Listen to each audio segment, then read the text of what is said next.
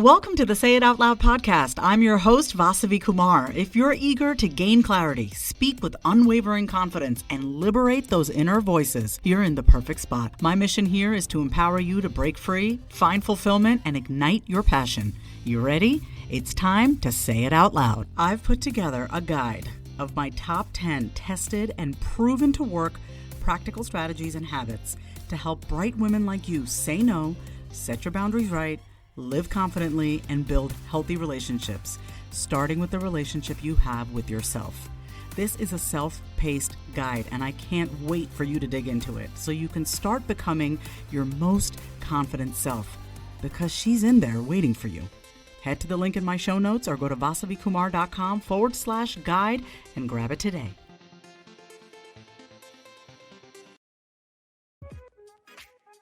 Are you the kind of person that maybe you've been trying to practice setting boundaries, or, you've been watching the videos, reading the memes about how to say what to somebody when you feel disrespected, or learning ways to say no. And so you've maybe been getting better with setting boundaries, but there's still one feeling that you cannot shake, and that is guilt. And that's exactly what we're going to talk about today on the Being Human with Vasavi podcast. It's me, Vasavi, and today's topic is how to deal with guilt when setting boundaries. First thing I want to just let you know is that if you love this podcast, please share it with a friend. Subscribe. If you want to leave me a little love note, please go ahead into Apple Podcasts and leave a 5-star review, because honestly, what other kind of review is there? A 5-star review plus your comment would be amazing as to why you love this podcast so much, and really the value that you've been getting from listening to the podcast. What I have found is even the most powerful of powerful women, right? Successful women, business owners, who have a lot of confidence, they still feel guilty when setting boundaries. They still feel bad. And so it's really important that we can distinguish, right? Those voices in our head.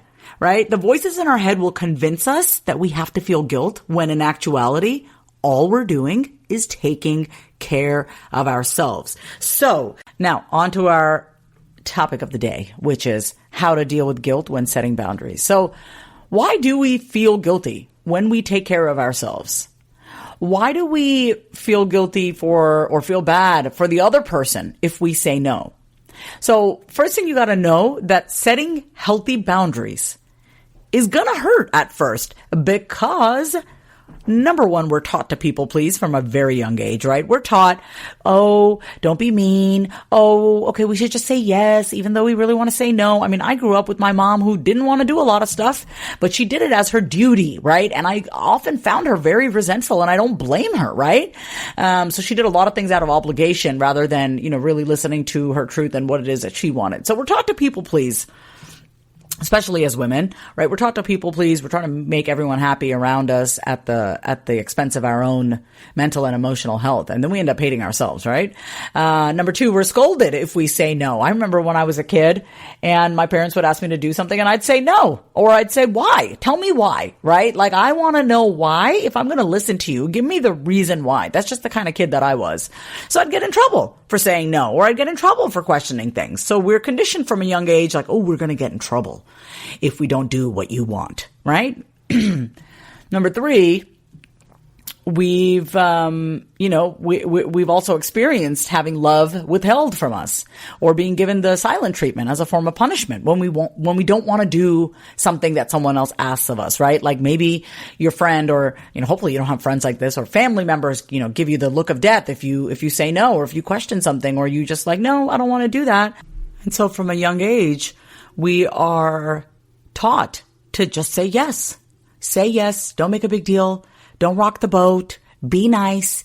Be happy. Even if you're upset, put on a smile, right? It's like abandonment, betrayal of ourself from the time that we were kids, right? And this, I don't want to actually say that this is just for women, because I do think men experience this as well. So I don't want to sit here and be like, oh, only women go through this. I actually have worked with a few male clients that tell me that they go through the same exact thing. It just shows up differently for them, right? So there are a ton of books out there, right, on how to set boundaries, but they're not so many books out there, information that I have found. And if you have found it, then great, share them. Please pass them my way. Just, DM me at my Instagram at my name is Vasavi. But what I have found that there are a lot of books on how to set boundaries, but not so many books on how to manage the immense amount of guilt that comes along with it. And so that's what I want to get into today. Today's not about setting boundaries, because there's plenty of information out there. And I think I've actually even recorded 1 or 2 episodes on setting boundaries. Today is really about the guilt, right? And so the number one factor that causes women to not set good boundaries is the emotional pain. It's the guilt and the shame that they feel when they set them. And so I want to just, like I said, this is not an episode about boundaries, but what are boundaries? They're a series of tools, statements that we use to set limits, expectations, and responsibilities with others and for ourselves, right? Boundaries help us define how we want to be treated, who we are, and what we want in the world. And the most simplest way of saying this is that they help us establish what's okay and what's not okay in our life, right? And so when we have boundaries, we can really kind of set the tone about what we want to allow in our lives and what we want to keep out in our lives, right? If you look at a lot of the relationships maybe you've been in or situations that you've been in, and you look back and you're like, man, what was I thinking? Well, it's probably because you didn't, set a boundary. Set a boundary with yourself, set a boundary with another person, right? So an example of a boundary might be, right, a woman or a man telling his or her boss that, I'm unwilling to stay late to catch up on, last minute requests, right? Because you have other commitments. And oftentimes we feel like, oh my God, I'm getting paid. I have to say yes. And so we feel guilty.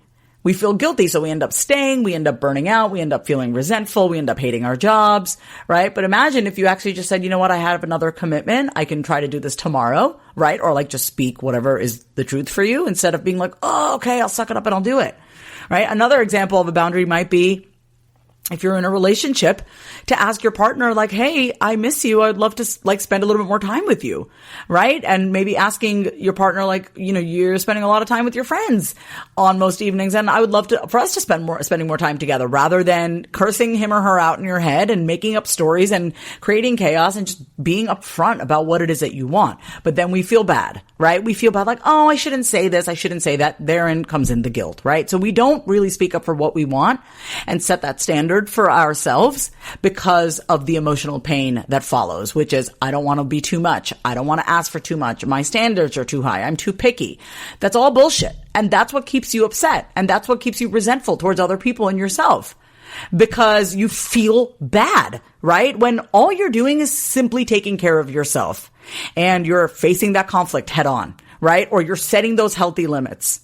Right? A lot of women that I've actually worked with and talked to, mostly mothers actually, they have a much easier time setting boundaries for their kids or for others than they do for themselves.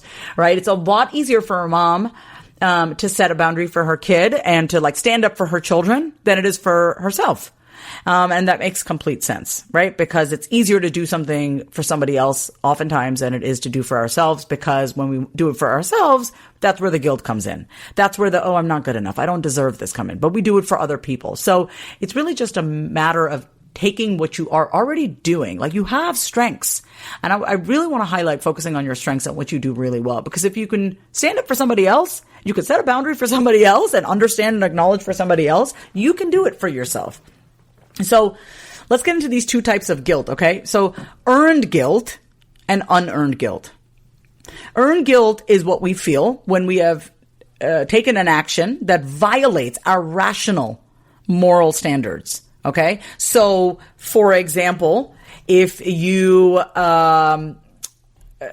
curse somebody out, right? Or maybe you have a little bit of road rage and you flip somebody off and immediately after you feel bad. Right? That's actually earned guilt because maybe according to your moral standards, you're like, man, I cannot believe I just flipped somebody the bird. I should not have done that. Because according to your values, you want to be kind. You don't want to let your anger just pop off and have you have road rage. And so that guilt actually makes complete sense because it's violating your moral standards. Okay. And psychologically, first of all, guilt, there's nothing wrong with guilt, right? Guilt is actually a proper emotional response to things that we do. and actions that we take that violate our moral standards. It's the reason why we, if you've ever wanted to steal something, you don't steal, or you don't cheat, or you don't lie, because you're like, you know what, this goes against my moral standards.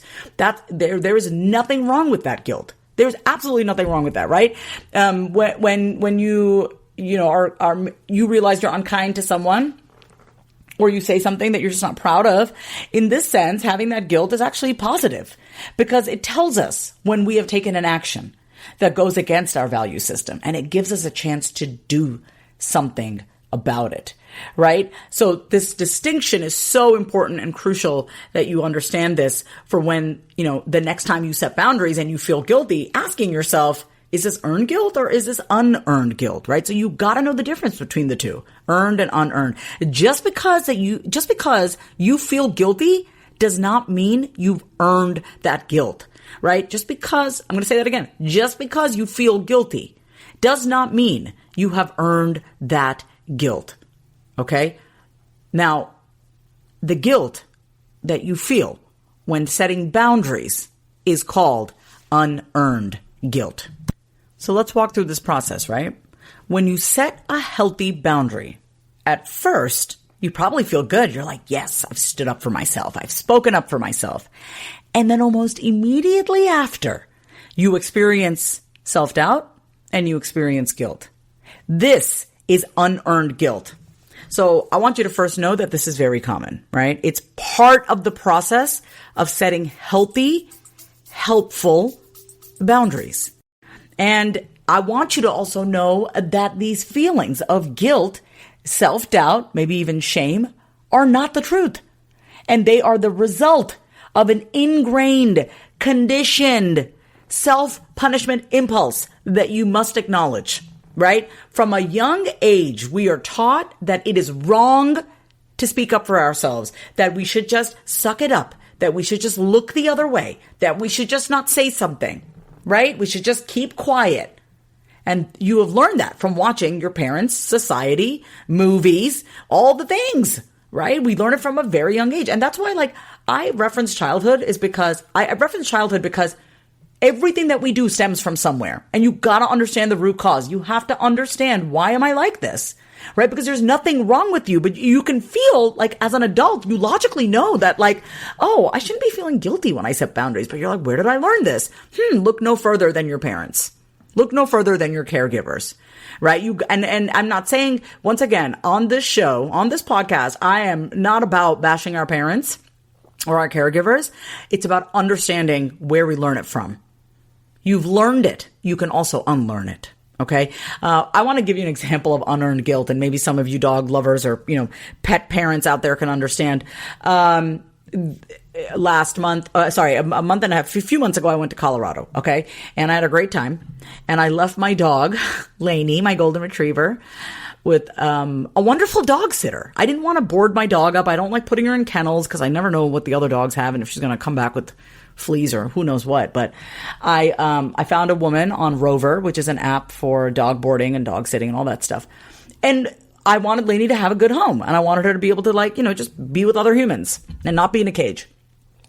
And so I dropped Lainey off. I met this dog sitter, Roxanne. She was great. And I was like, okay, Lainey's going to be so happy. I know she is. And this woman had all these reviews. And I remember dropping her off and driving away. And I was like, at first I felt like, yes, okay, now I can finally be on vacation, drive to the airport, park my car. But I immediately felt guilty because I was like, oh my God, I feel so guilty. I feel so guilty. I'm such a bad dog mom. Oh my God, I shouldn't have left her.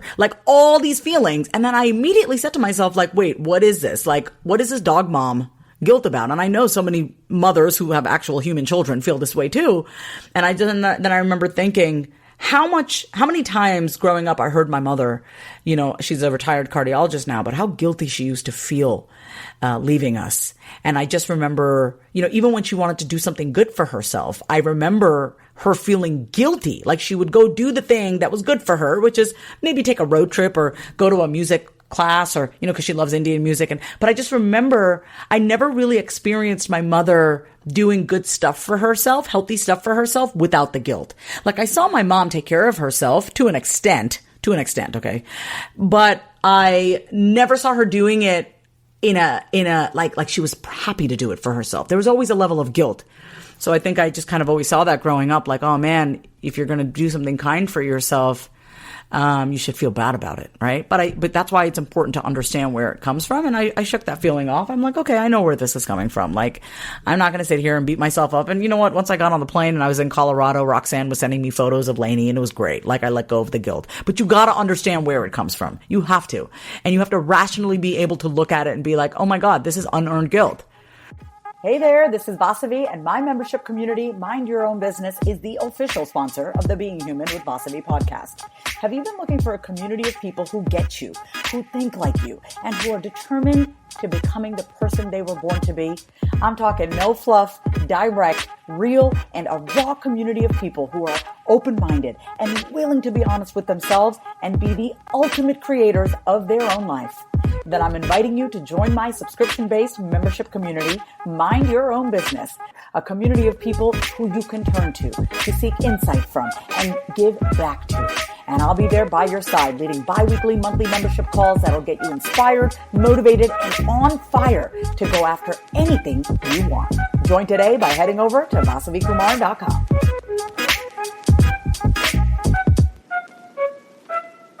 So, I want to offer you some strategies for the unearned guilt, right? So the first is called the feel and deal formula, okay? So I want you to feel it. If you feel guilty after setting a boundary, feel it. It's common. I already said this, right? It's common to feel the unearned guilt. It's even okay to an extent, right? Because it also gives us information. And when I say it's okay, I don't mean sit and wallow in the guilt. You got to know that your unearned guilt gives you information about yourself, right? So, for example, I remember in my relationships, I would tell my boyfriend or my fiance or my husband, I've had all three, I would say, I want to spend more time with him. And I would say just like that, like, I miss you. I want to spend more time with you. But then I remember that I would start feeling bad and start thinking like, oh my God, am I being too needy? Did I say it wrong? Oops, maybe I made a mistake, right? This is unearned guilt. This type of unearned guilt is completely unwarranted and socially induced. So I just remember saying that and really feeling the guilt of speaking up for what it is that I wanted, which is to spend more time. But then this is where the deal part of this comes in, right? This is the feel and deal formula. So first you got to just feel it. Just feel what you're feeling and then deal with it, right? Anytime you ignore an emotion, it's gotten you. It's got you. It works on you. So acknowledge the guilt, right? So like feel the guilt, and then deal with it and look at it head on and say to your guilt, like literally say it out loud. Okay, guilt, I see you. I feel it. I know it's there. And I'm making a good decision and I'm going to be okay. I'm speaking up for what it is that I want. I want to tell my partner that I miss him and I want to spend more time with him, right? You got to literally imagine and picture that your unearned guilt is just, it's that childhood friend of yours, right? I think we all had like that troublemaker friend. You got to picture that this unearned guilt is that childhood friend who's trying to tempt you to getting into trouble with them, right? So tell your guilt, thanks, but no thanks. So every single time you feel the emotional pain that is so common when setting healthy and helpful boundaries for you and your life, you got to say, you know what? I see you. I get it. I know where you've come from. I understand what you're trying to do, but I'm okay. Thanks, but no thanks, right? I promise you eventually this unearned guilt will dissipate, right? And the boundary setting will get easier. So there are 4 things that I want you to remember for the next time, because there's going to be a next time, okay? I want you to remember 4 things for the next time, you set healthy boundaries and you feel guilt.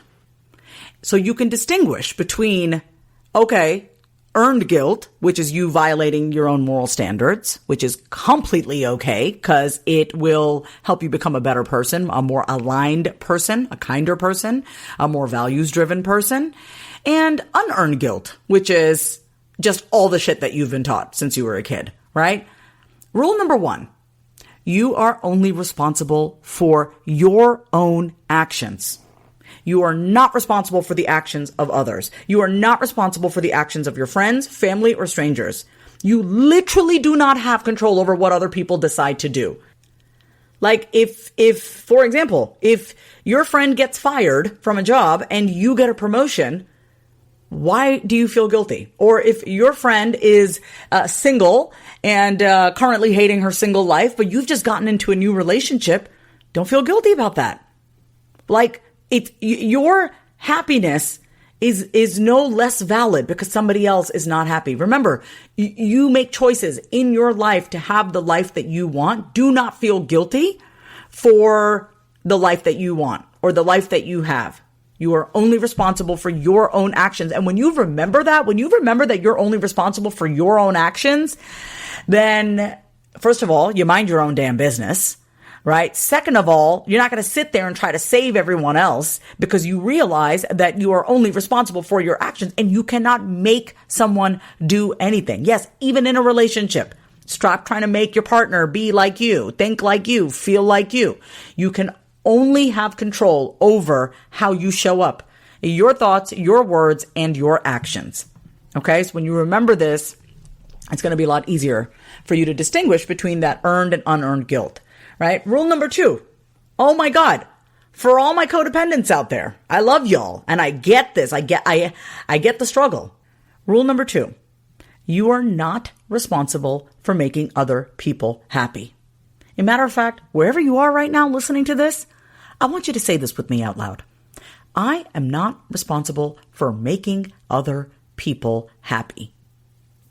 Happiness is a personal endeavor. Let's take a quick break. Having been in therapy since the age of 12, I know firsthand just how powerful the process of finding the right therapist is. Going to therapy and talking things out with my therapist has made me happier, clearer, and most importantly, I have a plan for my mental health. I have tools to be able to communicate with others and also the tools to cope when life gets hard, which it does. So let me ask you a question. Is something interfering with your happiness or preventing you from achieving your goals? Regardless if you have a clinical mental health issue like depression or anxiety, or if you're just a human who lives in this world who is going through a hard time, therapy can give you tools to approach your life in a very different way. And that's why I'm excited to tell you about today's sponsor, BetterHelp. BetterHelp's mission is to make therapy more affordable and more accessible. And this is an important mission because finding a therapist can be really hard, especially when you're limited to the options in your area. BetterHelp is a platform that makes finding a therapist easier because it's online, it's remote, and by filling out a few questions, BetterHelp can match you to a professional therapist in as little as a few days. It's easy to sign up and get matched with the therapist. There's a link in my description. It's BetterHelp, HELP.com/Vasavi. That's BetterHelp.com/Vasavi. Clicking that link helps support this podcast, but it also gets you 10% off your first month of BetterHelp so you can connect with the therapist and see if it helps you. And because finding a therapist is a little like dating, if you don't really fit with that therapist, which is a common thing with therapy, you can easily switch to a new therapist at no additional cost without stressing out about insurance, who's in your network, or anything like that. I don't know where I would be without the help of therapy and my therapist, but I do know that life would feel that much harder. So if you're struggling, consider online therapy with BetterHelp. Click the link in the description or visit betterhelp.com/Vasavi. Thank you again, BetterHelp, for supporting this podcast.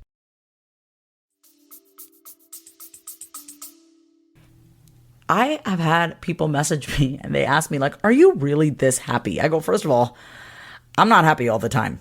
Trust me, I have my ups and downs. But for the most part, yes, I'm a very happy human being. I feel very grateful for what I have. And I've had to earn that shit. I've had to make a conscious choice to be happy. And it really took a lot of excavation and clearing away and therapy, right? Even the therapists need therapists. Right? It's a personal achievement. You are not responsible for making other people happy.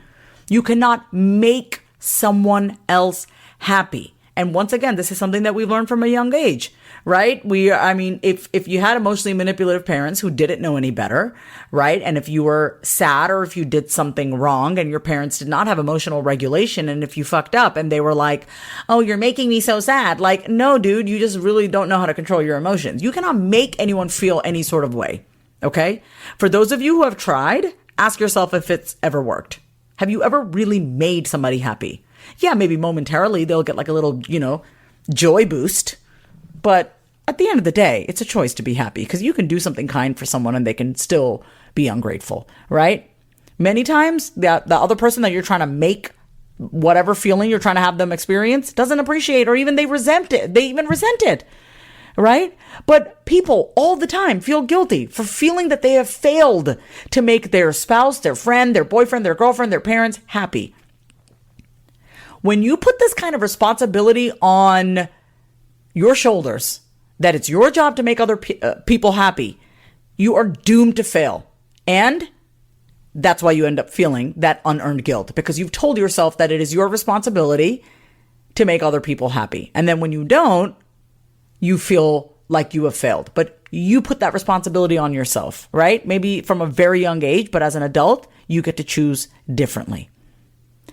And so what I want to say instead is that this is really where it would be beneficial for you to get that proper support and encouragement for yourself, right? And have that community for yourself to kind of really start to have like people in your life, a community in your life, where you start to see these kind of patterns, that you've been holding on to for a very long time, right? If you want to help the people in your life, what you can do is provide resources, share an article. If you care about them and you want to share an article, do that, but do not take responsibility for what has to be their achievement. I remember in my previous relationship, the one right after my divorce, oh my God, I would help him apply for jobs. I would write his resume. I would write his cover letter. I would design his website. I would do all these things. And I just wanted him to love me. I would just do all these things. And it's like, obviously we know how that relationship ended up. I mean, if you go back to my previous episodes,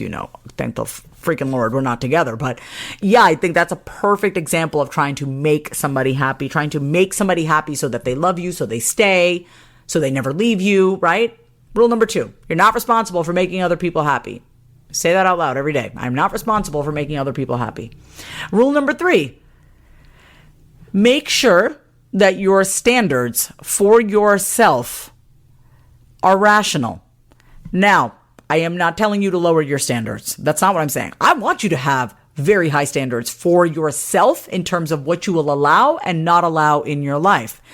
But, for example, I work with very high achieving men and women, right? I've worked with doctors, I've worked with lawyers, I've worked with entrepreneurs, small business owners. I've even worked with college students, and I've had clients tell me that they feel guilty that they didn't make as much money, or with my younger kind of clients that they're feeling really a lot of pressure because maybe they didn't get really good grades. I mean, I grew up in a freaking Indian immigrant household. Grades were everything. I'd come home with a 90 and my mom would say, why didn't you get 100? Right? So I've had clients who felt guilty because they didn't get those straight A's, because they didn't make that much money, or they didn't hit that financial goal, right? Even though they were putting in the work and putting in the effort. So instead of congratulating themselves and feeling pride and proud of themselves, they just criticized themselves and felt guilty, which brought on anxiety and depression, right? Because if you are constantly hustling and hustling and hustling and working and working and working, and let's just say you don't get the results that you want for whatever reason, and instead of acknowledging what you have done and how far you have come and how hard you have worked, then you're beating yourself up. Of course, you're going to feel crappy about yourself, right? Having high standards is fine, as long as those standards are realistic and you give yourself recognition when you sincerely do your best to achieve them, right? I'm not really talking about this in terms of relationships, but like even in, relationships, in romantic relationships or with friendships, right? Like you can only do your best, like be the best friend that you can be the best partner you can be. But there's you got to remember all these other rules, right? You're not responsible for making other people happy, and you're not responsible, you're only responsible for your own actions. So just realize that there's only so much that you can do. Do your best, acknowledge that you've done your best, and keep it moving. Celebrate what you have done. Okay. And like, please be easy with yourself, because this is the reason why 1 out of every 5 women have anxiety, depression, some sort of mental health issue, because of the standards that we place upon ourselves, right? And we berate ourselves, we beat ourselves up. Unearned guilt, right? That's that unearned guilt. Last rule. You should not feel guilty for thoughts that you have or images that you picture in your mind, even if you consider those thoughts and images immoral or evil. Now, I am not condoning violence. I am not condoning anything that is abusive or anything of, okay? But our thoughts are our thoughts. Like, if you're in a really, abusive relationship and you've had the meanest thoughts about this person, or you're just like, God, I hate this person, I want them to die. Like, you have these thoughts, don't feel guilty about that, right? This is what holds people with this like silent torture, right? And feelings of guilt. Thinking or picturing something does not make it so. Only when you act on it can you then judge yourself, right? I have had such mean thoughts. Like, I'm not even going to sit here and be like, I think positive thoughts all the time. Bullshit. I mean, I remember when I was a kid, I felt my mom was really controlling. I would really think the meanest of things about my mother. Like, I would think awful things. I've even said them to her, and that's what I feel guilty about. I don't feel bad about thinking those thoughts. I feel guilty that I've said them to her, and I've apologized to my mother, and of course she's like, oh my God, you're a teenager, right? But a lot of things pop into our minds during the day, at night, when we're sleeping, and you don't have direct control over them, right? So listen, if you see a man or a woman walking down the street and you picture them naked, or you have sexual thoughts about them, you're going to feel guilty about that? This is normal. It's natural. Don't feel guilty about it, right? You then following that person to their house and saying, let's have sex. If you're in a relationship, that might be a problem. Yeah, I can understand if you feel guilty about that, right? But if you were actually to, like, if someone, you're at the mall, I mean, I don't know who goes to the mall these days with COVID, but, if you're walking and someone bumps into you and you're just thinking to yourself, like, oh my God, that person is so stupid, that's just a thought. But if you were to actually hit the person, then yes, that would be wrong. And you would justifiably be guilty, feel guilty, right? It would make sense that you feel guilty, because I don't think that it's, part of your moral code to go around and hit people. You know what I mean? So many people believe that they should think good, clean, and moral thoughts all the time. And then, God forbid, they don't have these thoughts. Then they're a bad person and they deserve to feel guilty. I would say religion is definitely the culprit here, right? It's like, oh, we should only think positive thoughts. You literally cannot control your thoughts, but you can choose which thoughts you want to focus on and which thoughts you take action on, right? So this is not how the human mind works. It's not just like, oh, I'm only going to have positive thoughts all the time. And you should not feel guilty for having quote unquote immoral, dirty, or bizarre thoughts. I have had the most bizarre thoughts. I am not going to share them on this podcast, but I'm just going to admit that I've had some pretty crazy ass thoughts, but I haven't acted on it. Right? I will say this though, if you are having like obsessive thoughts about things that are very disturbing to you, and you can't get rid of them, and you want to, because it's disturbing your peace, then I would definitely recommend seeing a therapist. Okay. I definitely want to say that, because it's, you deserve to have peace in your life. And so there's a fine line. And so, yeah, if you're kind of dealing with obsessive thoughts right now, then definitely consider seeing a therapist. So listen, I want you to know this, right? That, distinguishing between the two, the earned and the unearned guilt, can be challenging, because we've lived by a set of irrational beliefs and standards for so many years, right? And the guilt just follows. It's just there. It just follows automatically, right? It's going to take time. It's going to take effort to become aware of the root, the source, and the type of your guilt. And it's even going to take longer to completely eradicate that unearned guilt.